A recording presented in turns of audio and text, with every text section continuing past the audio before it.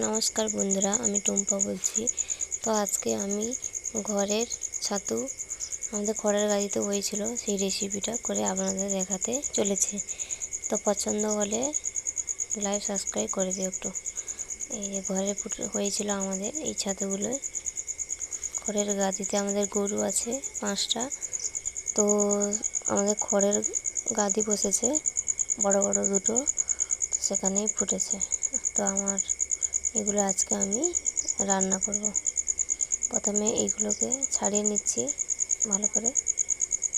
এবারে জল এনেছি, জল দিয়ে জলে সব ছাড়িয়ে নেব, তারপরে ভালো করে এই জলে ধুয়ে নেব আমি।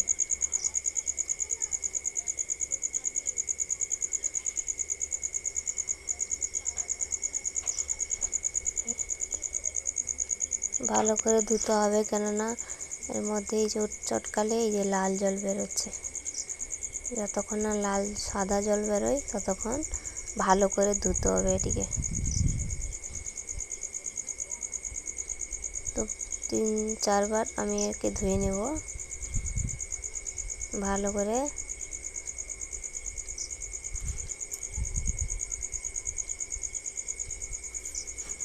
এই দেখুন জলটা কীরকম বেরিয়েছে, প্রচুর লাল একদম। তো এই ছাতুর স্বাদ খুবই সুন্দর।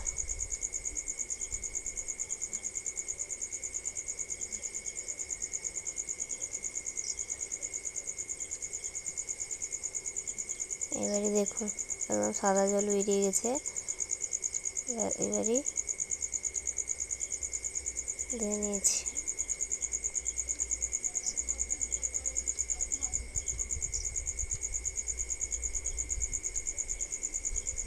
এবারে কড়াইতে আমি তেল দিয়ে দিব। কড়াইটা গরম হতে হতে আমি এটাকে মাখিয়ে নেব। কী কী উপকরণ দিয়েছি দেখুন। আলু সরু সরু কেটে নিয়েছি এবং মাছের বীজ আর ছাতুটাকে ধুয়ে নিয়েছি। মাছের বীজ দিয়েছি, পেঁয়াজ কুচি, লঙ্কা কুচি আর সর্ষে বাটা লাগবেই,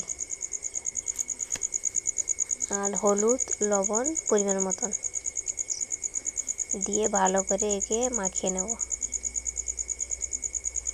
মাছের বীজটা দিলে আরও বেশি স্বাদ লাগে, টেস্টি লাগে প্রচুর, স্বাদটা ভালোই হয়। তো একে আমি ভালো করে মাখিয়ে নেব। এই যে এইটা মাছের বীজ,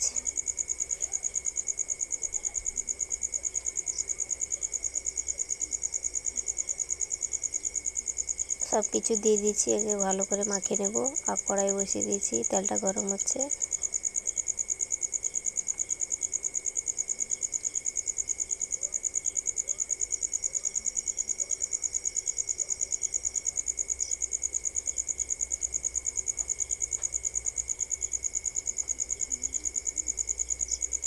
ভালো করে মাখিয়ে নিয়েছি। এবারে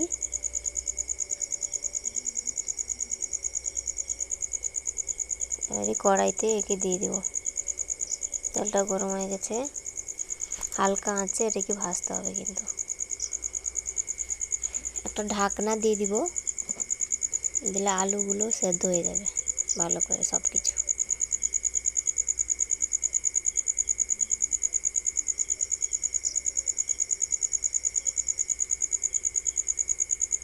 সেদ্ধ হয়ে যাবে।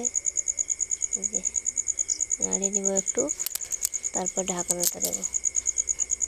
ভিডিওটা যদি ভালো লেগে থাকে প্লিজ একটু সাবস্ক্রাইব দিয়ে থাকো। সবাই আমার একটু পাশে থাকো, একটু ভালোবাসা দিও।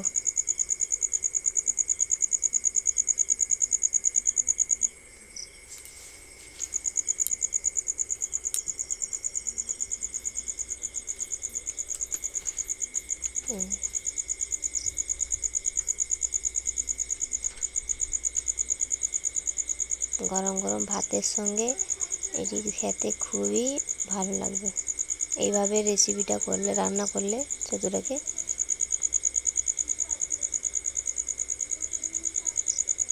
হয়নি, আর একটু হবে, তাই জন্য আর একটু ঢাকনা দিয়ে দিয়েছি। এবারে উঠে নেব।